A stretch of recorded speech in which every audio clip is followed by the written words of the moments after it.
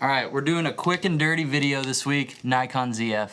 Let's do it. For the past couple years, I've been on the hunt for the perfect daily photo camera to take pictures of my family, my son, my friends, behind the scenes stuff for work, yada, yada, yada. Basically, I've just been looking to replace my iPhone as my daily photo memory machine. Not completely replace it, because this is just so insanely convenient, but I want something that has quality and convenience. Originally, I got really into Fuji when my wife showed me her Fuji X-T3. This camera is really cool. We still have it in our house, although don't really use it that much anymore. And eventually I got completely lost in the XT forest. I got to the point where I never thought I would escape, but eventually I realized the X-T4 and Fuji in general at that time just didn't have the video production bells and whistles that I needed personally, so I abandoned Fuji for a while. After that journey, the X100V, or X105, whatever it is, started exploding and becoming extremely popular on the internet, and I was very curious. I ended up trying one out, but the price was so inflated and I have freaking gas to pay for every month, I could not justify buying that little pocket camera. But finally the X106 comes out and I can't get one. They're back ordered everywhere, so I haven't been able to test that out as maybe the perfect daily camera. So I had to find something else. Along comes Nikon, or Nikon, as you fancy people say, and they released this little guy. This is the Nikon ZF. You guys already know the specs of this beautiful full frame retro style camera, but what I want to find out is this camera the perfect daily documentary camera that Fuji refused to make for us, or will I be waiting for years to come? This video is sponsored by Professional Photographers of America, but we'll talk about them at a completely random part of the video. Quick editor's note from someone who hasn't showered in days. I'm borrowing this camera from Nikon. I asked to borrow it. They did not reach out to me about it. Just temporarily using it, and then I have to send it back. They're not paying me. They didn't ask me to make a video. This is not sponsored by Nikon. I'm just testing it out, seeing if I want to end up buying it afterward. That's it. Have a great day. Let's put this over here. So I just want to get straight into talking about the ZF, and I want to just talk about what I think is going to be the most important information first, so I don't waste your guys' time. So basically, my biggest concern or question going into testing this camera was the JPEG film simulations. I know a lot of you out there just shoot RAW. Good for you. You shoot RAW only, you lift weights, that's awesome. I want to shoot JPEGs just to fire off quick memories. I don't want to be editing all the time. There are times where I shoot in RAW, like for thumbnails and whatnot, so it's great to have both in the camera. But really, I'm just trying to find a camera to document. So when I shoot the photos, I want it to be a really nice, kind of filmic looking JPEG that I can transfer to my phone and then post on Instagram or send to my family and friends. I love sending photos to friends at random points just to show them something from the past or try to cheer them up, whatever. So my biggest concern with this over something like a Fuji camera is the film simulation dilemma. All right, kids, yes, I look a little frickin' grungy right now, but forgive me for being a real person on the internet. Sorry I don't look cute all the time. This camera actually has the ability to have film simulations, kinda. So this pretty janky, low quality website is how we can get some sort of like film simulation looks on the ZF and any Nikon camera, I'm pretty sure. I wanted to show you guys from the perspective of a moron how long it would take me to get a few film simulations onto a Nikon camera. Sorry, Nikon. Nikon. Here, stopwatch. Boom. So from my understanding, over here on the left, these are all the various picture controls, or we would call them film simulations as Fuji shooters. And you can see how they're going to affect an image. So you can kind of select a template image up here, and it will show you the original and then the affected image with the, ooh, that one's kind of nice. Astia. Hey, we see that on Fuji cameras? I want it. I think I'm gonna make my goal to get 5 different ones. All pictures on memory card will be deleted, okay? Okay. All right, it's formatted.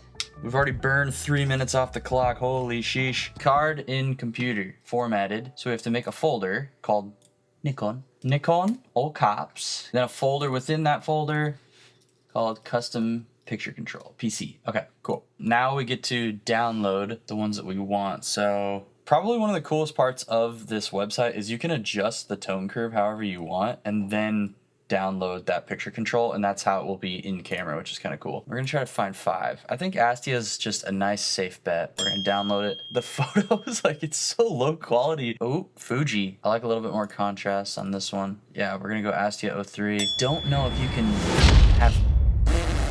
What? That's hilarious. It might be fun to play around with a cruncher. Top Gear? Why? I'm gonna download Portrait S. I think that's 4. We need 1 more. You gotta sift through a lot of turds to find some decent ones. Sorry to whoever made these, but some of them suck. Oh, that one's actually, I like Velvia. So all the Fuji ones. That's hilarious. Okay, cool. So now let's take what we downloaded. By the way, if you like how I'm snapping windows like that, get a plugin called Cinch on your Mac. It's amazing. So we're gonna take these, put them in here, I believe. I'm gonna pop this SD card without ejecting it because I'm a freaking phenom, dude. Crazy. Okay, we're putting the SD card back into the camera. Okay, so you go to the camera icon, manage picture control, load save, copy to camera, and then I'm just clicking on one, and then you choose what slot you want it to go into. Hit OK. After 10.5 minutes, I now have 5 picture controls, film simulations, whatever you want to call them, on my camera. I think there's gonna be one big bummer about this, but we're still gonna shoot with it and see what it looks like. I don't wanna judge it too quick. So here's the deal, Levi. While we talk about PPA, I'm gonna show them photos that were shot on the vintage 85mm Nikon lens with the picture control film simulations. Yeah, I know, from the Nikon ZS. Okay, you're right. You're right. I need to get better at framing. Probably the most incredible part of a membership with PPA is you get up to $15,000 of gear equipment insurance. I've heard so many horror stories of people getting their camera bags stolen or dropping a camera, breaking it. You know, when you're out in the field, there is a high risk, and having peace of mind with PPA is seriously like the best perk. But there's other great resources for you guys who are professional photographers and filmmakers, like contract templates, talent release forms, education resources through their website. You want to say something to them about PPA? Actually, it's probably illegal. You're not allowed to talk about sponsors. You're too young.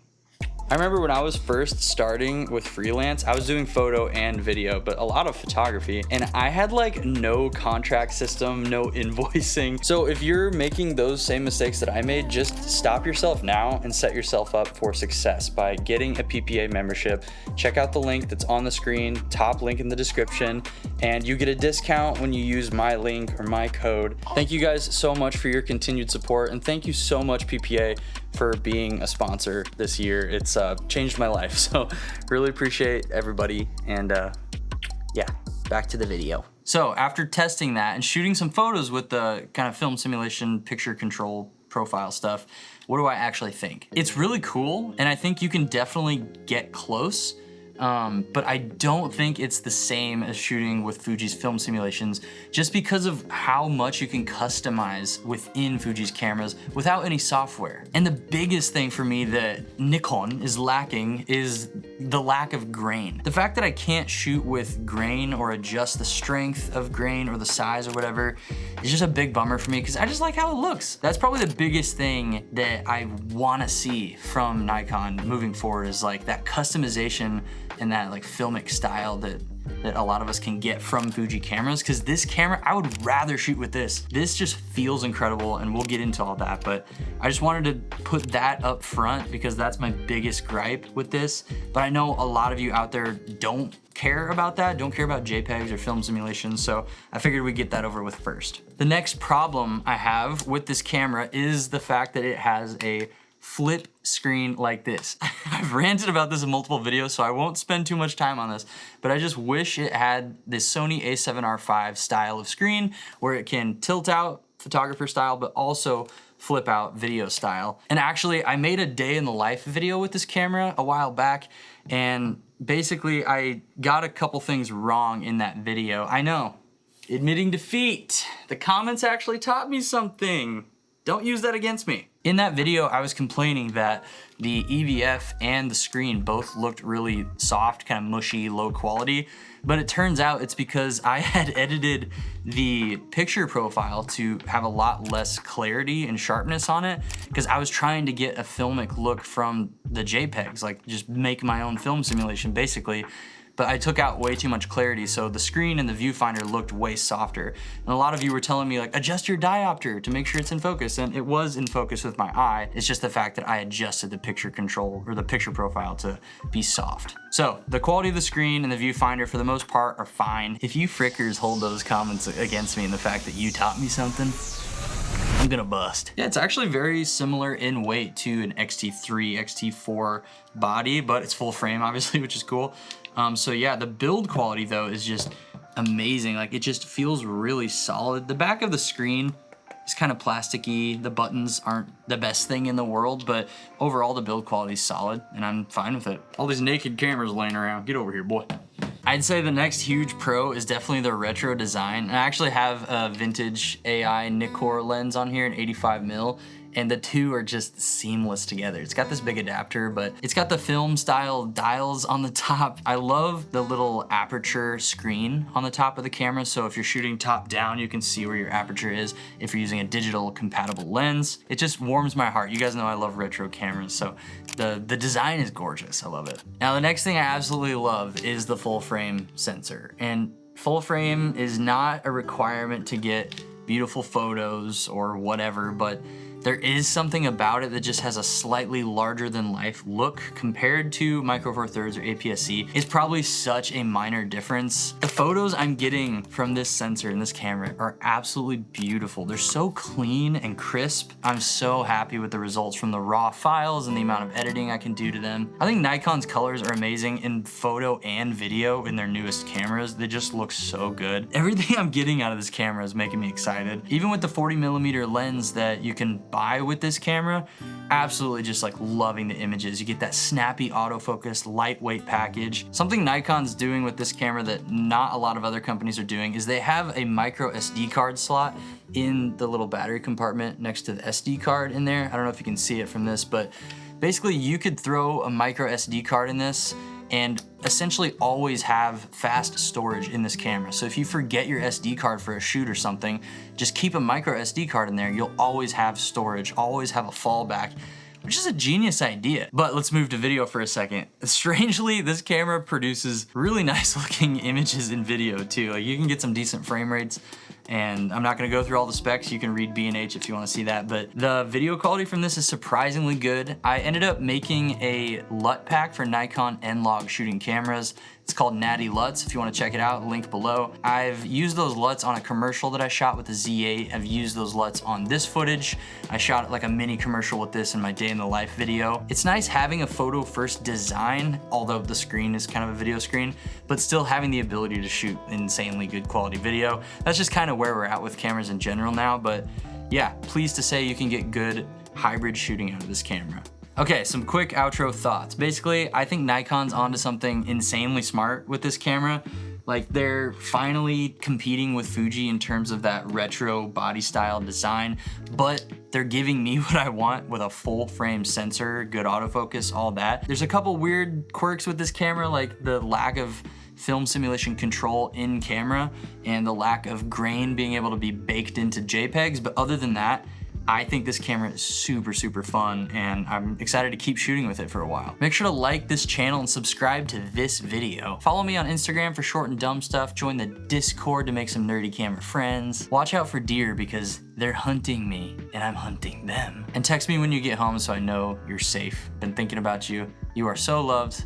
God bless. He's a cutie baby, his name's Levi. He's a cutie baby, he's a really good guy. He does it every day, then he does it every night. He's cutie, and his name's Levi, yeah. Get him down, get him down, get him down. Down, dance, get him down, get him down, get him down.